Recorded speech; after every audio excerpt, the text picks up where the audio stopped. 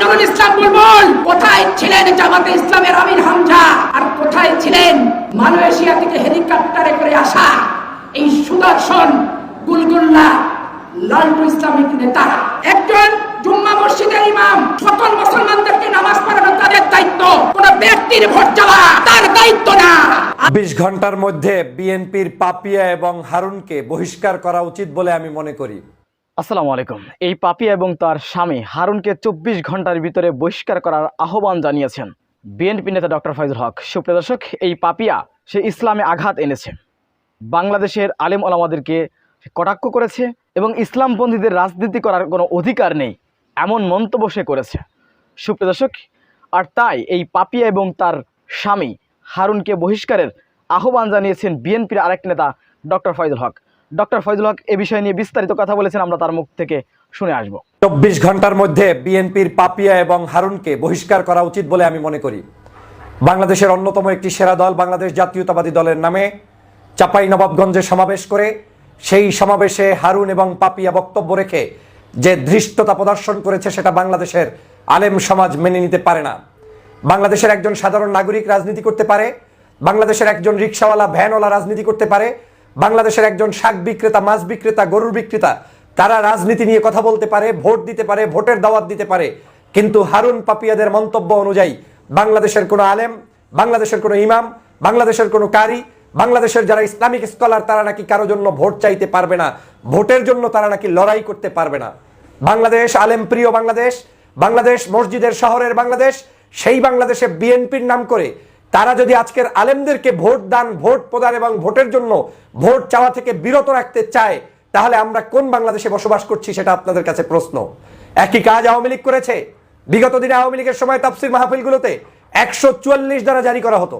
বিগত সময় মাহফিলগুলোতে স্টেজে মঞ্চের সামনে থেকে আলোচনা চলা অবস্থায় মাইক কেড়ে নেওয়া হতো, মাউথ কেড়ে নেওয়া হতো। বিগত সময় আলেম ওলামা মাহফিলে যাওয়ার পথে তাদের গাড়ি ভাঙচুর করা হতো। আজকে ঠিক একই উপায়ে পাপিয়া, হারুন সহ বেশ কিছু লোক এখন বিদেশিদের এজেন্ডা বাস্তবায়নকারী হিসাবে রাজপথে নেমেছে আলেমদের বিরুদ্ধে, ইসলামের বিরুদ্ধে, ধর্মের পক্ষের যে সকল মানুষ তাদের বিরুদ্ধে। একজন আলেম, তিনি তো আলেম, সে আলেমের জায়গায় থাকবে, তার ইমামতের জায়গায় ইমামতের জায়গায়। তাই বলে তিনি কি কোনো পক্ষ কিংবা বিপক্ষ নিয়ে ওয়াজ মাহফিল কিংবা তার ভোটাধিকার প্রয়োগ করা কিংবা ভোটের জন্য তিনি মাঠে ময়দানে মানুষের কাছে আহ্বান করতে পারবেন না? তিনি তো আলেম ঠিক আছেন, কিন্তু তিনি তো জন্মগতভাবে বাংলাদেশের নাগরিক। তার তো ভোট দেওয়ার অধিকার আছে, ভোট চাওয়ার অধিকার আছে, ভোটের পক্ষে বিপক্ষে মন্তব্য করার অধিকার আছে। এটা আলেম হোক আর রিক্সাওয়ালা হোক, প্রত্যেকের সেই অধিকার আছে।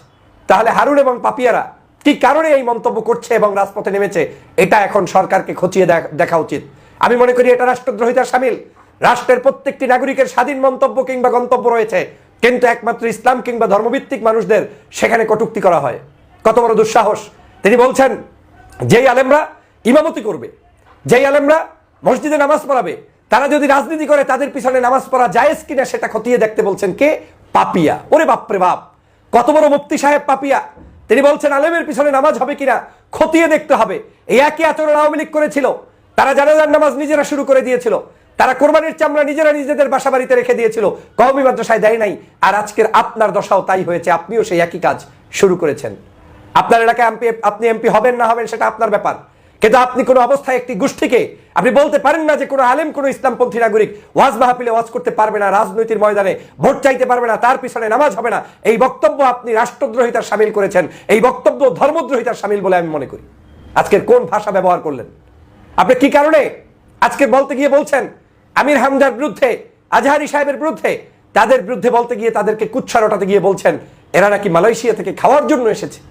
ধিক্কার জানাই আপনার এই সকল কুচক্রী মানসিকতার, ধিক্কার জানাই আপনার এই সকল এই অসাবধানতাবশত এই সকল বক্তব্যের। আজ এই বাংলাদেশের মানুষ ধর্মভিত্তিক মানুষদেরকে পছন্দ করে। ভোট কাকে কে দেবে না দেবে সেটা জনগণের সিদ্ধান্ত। আজকের শহীদ রাষ্ট্রপতি জিয়া রহমান বাংলাদেশে সমগ্র রাজনৈতিক দলগুলোকে ওপেন স্পেস তৈরি করে দিয়েছিলেন শুধুমাত্র বাক স্বাধীনতা এবং বাকশাল থেকে মুক্ত হওয়ার জন্য। বাক স্বাধীনতা দিয়েছিলেন, কিন্তু সেই দলের একজন নেত্রী পরিচয় দিয়ে আপনি কি করে মানুষের বাক স্বাধীনতা বন্ধ করতে চান? আপনি কি করে ধর্মভিত্তিক মানুষগুলোকে আলাদা করতে চান? তারা কি এদেশের মানুষ নয়? তারা কি এদেশ নিয়ে ভাবার চিন্তা নাই? তারা কি সংবিধান নিয়ে কথা বলবে না? তারা কি ভোট নিয়ে কথা বলবে না? তারা কি রাজনীতি নিয়ে কথা বলবে না? এই কেমন বক্তব্য যে আজকে আপনি দিয়েছেন, যেই বক্তব্যগুলোতে সমগ্র বাংলাদেশের আলেম সমাজকে আপনি হাওয়া করলেন। যা কিছু ঘটে, ঘটলেই ভয়। ভয় কেন? এতই যদি আপনার জনপ্রিয়তা থাকে আপনি আপনার মতো করে নির্বাচনে জয়যুক্ত হন। আলেমদের বিপক্ষে দাঁড় করাবেন কেন? আপনি যদি এত সাহস থাকে, পারলে নিজ দায়িত্বে আপনি নির্বাচন করেন। এত বড় একটি সংগঠনের নাম দিয়ে, ব্যানার দিয়ে, তারপরেও যদি আপনাকে আলেম বিদ্বেষী হতে হয়, তাহলে বুঝতে হবে আপনি মূলত এই সংগঠনের উপকার করতে আসেন নাই, আপনি এসেছেন মূলত কারো এজেন্ডা বাস্তবায়নের জন্য। আমি বারবার বলেছি, কয়েকজন ব্যক্তিকে বিদেশি সংস্থা এজেন্ট হিসেবে নিয়োগ দিয়েছে, তার মধ্যে এই পাপিয়া এবং হারুনরা, তারা জানে তারা পরাজিত হবে, আর পরাজিত হবে বিধায়ী এটা মেনে নিতে না পেরে আজকের এই ধরনের কুৎসা রটানো শুরু করে দিয়েছে, বৈষম্য শুরু করে দিয়েছে, বিভাজন শুরু করে দিয়েছে। সে কারণে 24 ঘন্টার মধ্যে এই দুজনকে আমি মনে করি দল থেকে বহিষ্কার করে দলের ইমেজ ফিরিয়ে আনা উচিত, অথবা তাদেরকে অবশ্যই তাদের মুখে তালা মারা উচিত এবং তাদের আলেম সমাজের কাছে ক্ষমা চাওয়া উচিত। এরা ক্ষমা না চাইলে আলেম সমাজকে আমি অনুরোধ করব, আপনারা ওদের সকল কার্যক্রম থেকে বিরত থাকবেন। কোন সাহসে আলেমদেরকে কটূক্তি করে বলছে তারা রাজপথে থাকবে না, তারা ভোট চাইতে পারবে না, তারা নামতে পারবে না? এটা হয় না। এটা এক ধরনের বৈষম্য, এটা এক ধরনের মানুষদেরকে ইগনোর করা। এই জন্য বাংলাদেশ স্বাধীন হয়নি, 71-এও হয়নি, 24-এও হয়নি। আমার এই বাংলাদেশের সকল নাগরিক সমমর্যাদার ভিত্তিতে থাকবে, এটাই হচ্ছে আমাদের চাওয়া। বিএনপি কি পারবে আজকের এই লোকগুলোকে বহিষ্কার করে প্রমাণ করতে যে তারা আলেম সমাজের পক্ষে, ধর্মভিত্তিক মানুষগুলোর পক্ষে? যদি সেটা পারে তাহলে বিএনপি বাংলাদেশের জনপ্রিয়তার শীর্ষেই থাকবে। কিন্তু যদি আজকের সেই কাজটি করতে তারা দ্বিধাবোধ করে, তাহলে বুঝতে হবে এই মানুষগুলা কাদের ছত্রছায়ায় কি কারণে এরকম আজকের বিভিন্ন জায়গায় ষড়যন্ত্র করছে, সেটা আমাদেরকে ভাবিয়ে তুলছে। প্রিয় বন্ধুরা আমার, বাংলাদেশের সমালোচনা করতে গেলে রাজনৈতিক সমালোচনা আপনি করতে পারেন। জামাতের সমালোচনা করবে বিএনপি, বিএনপির সমালোচনা করবে জামাত, কিন্তু এমন কোনো শব্দচয়ন হবে না যেই শব্দচয়ন দিয়ে আপনি বাংলাদেশের মানুষকে বোকা বানাবেন, যেটা শেখ হাসিনা করত।